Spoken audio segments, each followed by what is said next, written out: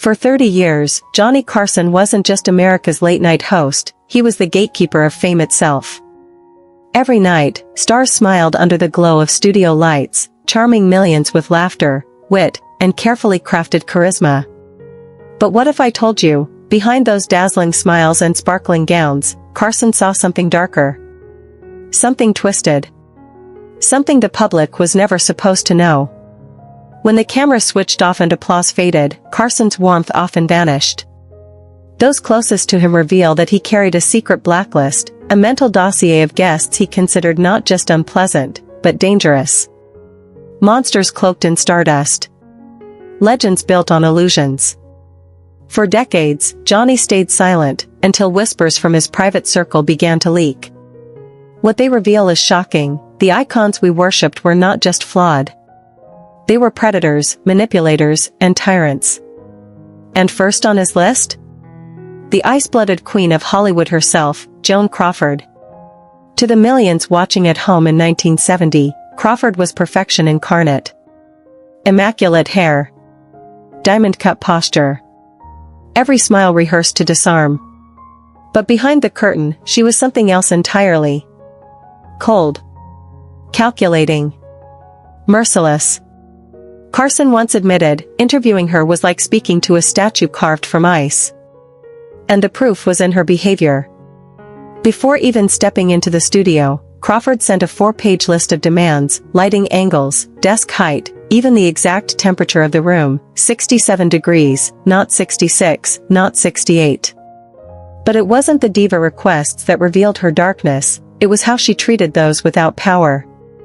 When a young production assistant nervously entered her dressing room with water, Crawford exploded. Witnesses say she shredded the girl with words so cruel, staff froze in shock. She demanded the assistant be fired on the spot. Moments later, the cameras turned on, and Crawford transformed. Smiling. Elegant. A perfect illusion. Johnny saw through it instantly. And decades later, when Mommy Dearest exposed Crawford's abusive private life, Carson simply said, "I already knew. I saw her mask crack in just one night." If Joan Crawford was the Hollywood ice queen, then Frank Sinatra was its enforcer. To the public, Sinatra was the velvet-voiced crooner, the embodiment of cool, charm, and effortless swagger. But to Johnny Carson, who watched him up close, Sinatra represented something far more dangerous, the intoxicating mix of celebrity, ego, and raw intimidation. On screen, the two men seemed friendly. Sinatra cracked jokes, sang a tune, and Carson played the respectful host. But the truth, hidden behind studio doors, was that Carson despised what he saw.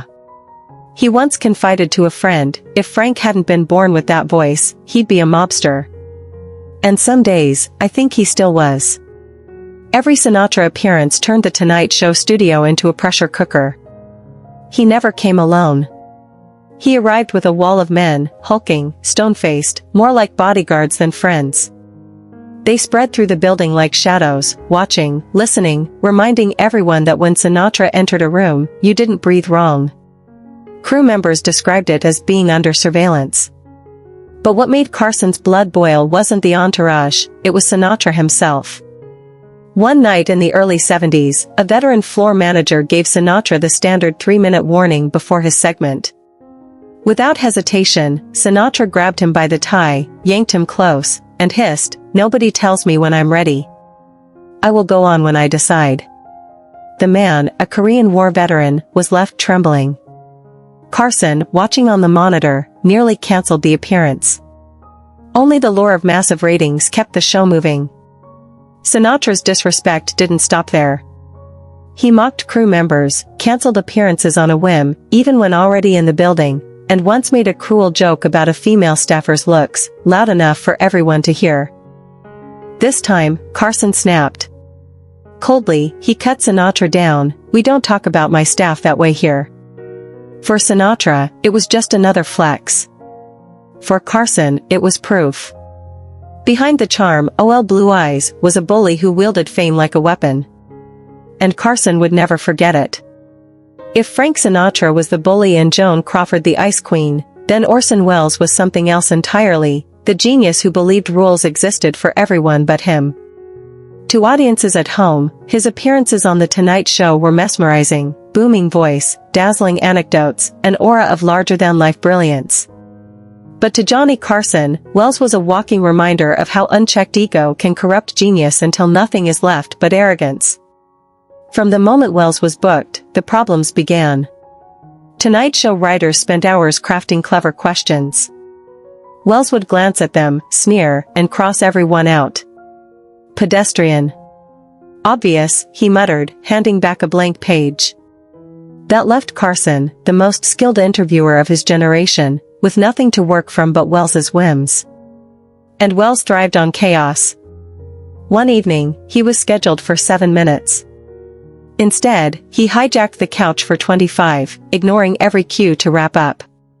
Carson had a silent system of signals to wind guests down, but Welles brushed them off like gnats, forcing producers to bump 2 other guests entirely. To him, The Tonight Show wasn't Carson's stage. It was his empire, and everyone else was just a servant. His treatment of staff revealed even more. He refused to speak directly to assistants, referring to them as if they were invisible. Tell the girl I need more water. Have the boy adjust the light. He even tried to direct the camera operators mid-show, standing up and ordering angles as if The Tonight Show were his personal film set. Carson, usually calm under pressure, was seething. After one appearance he told Ed McMahon, "Genius doesn't excuse everything. Being brilliant doesn't give you the right to hijack someone else's show." For Carson, Orson Welles wasn't just a difficult guest.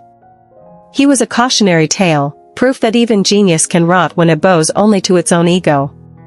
If Joan Crawford was ice and Sinatra was intimidating, then Bette Davis was fire, volatile, scorching, and always one spark away from an explosion. To television audiences, she was mesmerizing, the sharp eyes, the cigarette voice, the wit that cut like glass.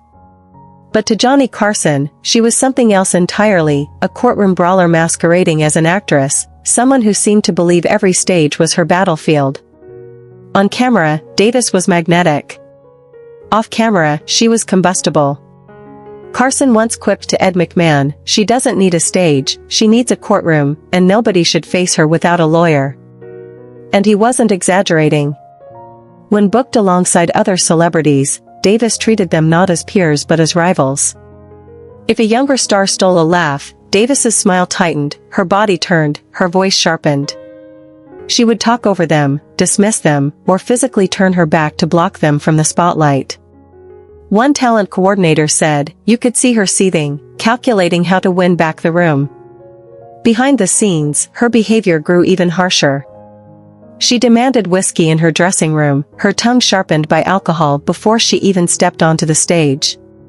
Staff recall her lacing conversations with sexist and racist language, remarks so raw that even in the looser standards of the 1970s, jaws dropped.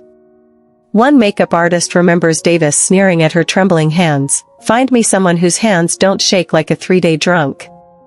Carson, usually allergic to confrontation, finally stepped in when Davis berated a cue card holder during rehearsal. His voice was low, but firm, "Miss Davis, on this show we speak to everyone with respect, or we don't speak at all." For a moment, the dragon was stunned. And she backed down. But Carson never forgot the venom. After her final Tonight Show appearance, he quietly told his producer, "That's the last time. Life's too short to be flogged by Bette Davis, Oscars or not." Mickey Rooney should have been a Tonight Show treasure. Once Hollywood's golden boy, the top box office draw of the late 1930s, he carried the nostalgia of a bygone era. But when he sat on Johnny Carson's couch in the 1970s, it wasn't the childlike charm America saw, it was chaos, discomfort, and something far darker. To the public, Rooney was the scrappy survivor, the kid who had grown old but never lost his spark. But to the women who worked behind the cameras, his visits became a dreaded ordeal. A producer recalled Carson muttering after one appearance, "He thinks being short gives him license to be a pervert." Female staff knew what to expect. A hand that lingered too long on the wrist. A crude joke whispered just close enough to sting. A question that sounded less like small talk and more like a proposition. One assistant remembered, if you brought him water, he'd grab your hand, try to pull you closer, ask if you were married. If you tried to leave, he wouldn't let go right away. Many asked not to be assigned when Rooney was booked. And then there was the drinking. Carson's staff watched him stumble through multiple appearances, visibly intoxicated. He slurred, forgot lines, lost himself mid-story. Once, he launched into an anecdote about Judy Garland that spiraled into something so inappropriate Carson had to cut him off on live television. During the break, Johnny leaned toward his producer and asked, "Is he drunk, or is this just who he is now?" What disturbed Carson most was Rooney's inability, or refusal, to understand why his behavior was unacceptable.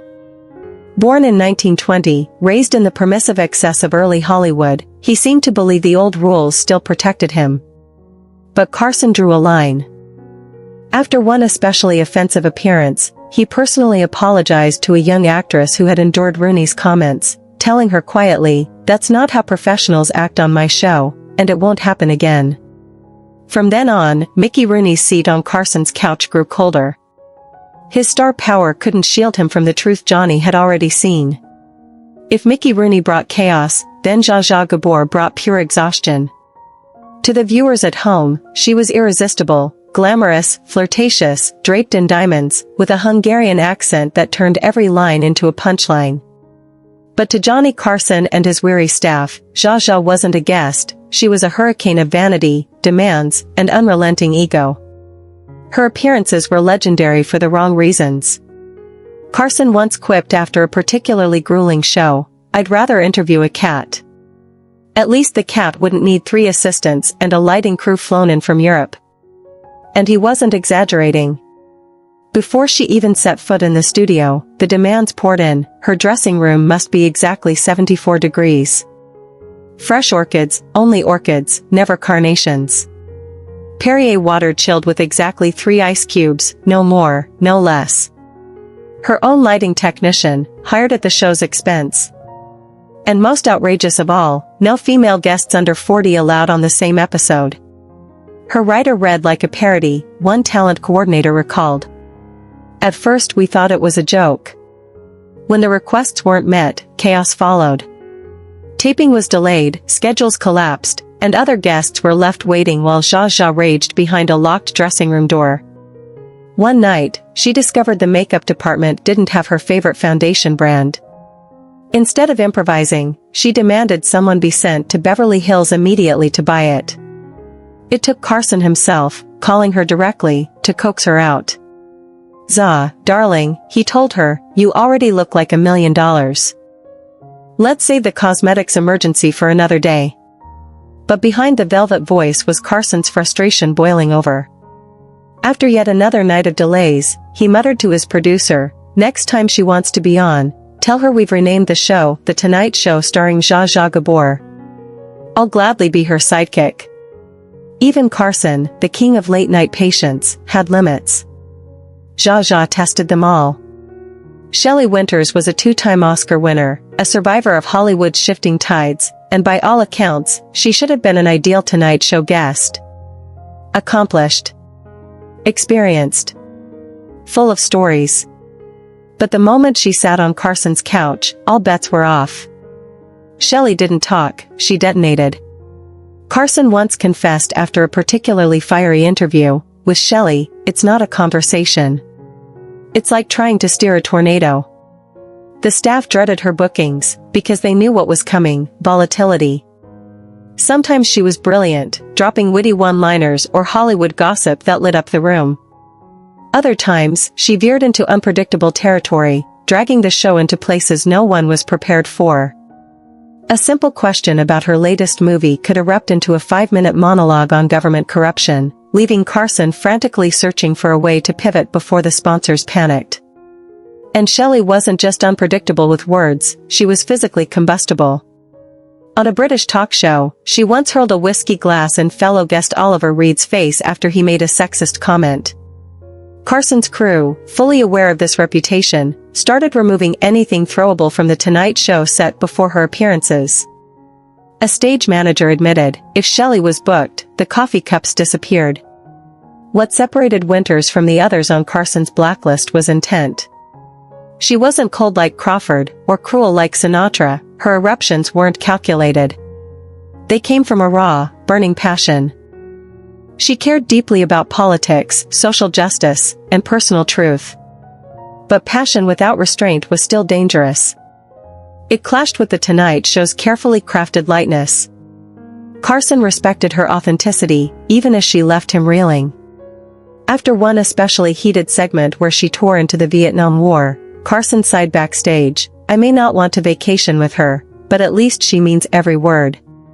Still, passion or not, Shelley Winters was a powder keg, and Johnny Carson never forgot the blast radius. Jane Russell was a Hollywood icon. With her sultry beauty, she dominated screens in the 1940s and 50s, the ultimate pin-up who became a household name in films like The Outlaw and Gentlemen Prefer Blondes. To the world, she was timeless glamour. But when she appeared on Johnny Carson's stage in the 1970s, Carson saw something else, something he would not forgive. Russell wasn't banned for diva demands or drunken antics. Her sin, in Carson's eyes, ran deeper, cruelty disguised as conviction. Behind the curtain, she wielded her politics like a weapon, and those in her path, especially the vulnerable, felt the sting. Carson himself leaned Republican in private, but his Tonight Show was neutral ground. Guests came to entertain, not divide. Russell ignored that line entirely. Crew members recalled her making disparaging remarks about LGBTQ+ staff, refusing service from a gay makeup artist, demanding a replacement as if human dignity were negotiable. Worse still, she targeted her peers. When producers suggested pairing her with Rock Hudson, whose sexuality, though not public, was well known in Hollywood, she refused. She spat out insults behind the scenes, making it clear she wouldn't share the couch with him. To Carson, that crossed a line. He had friends in the gay community. He had staff who trusted him. He wasn't about to let Russell spit venom under his roof. The breaking point came in 1973.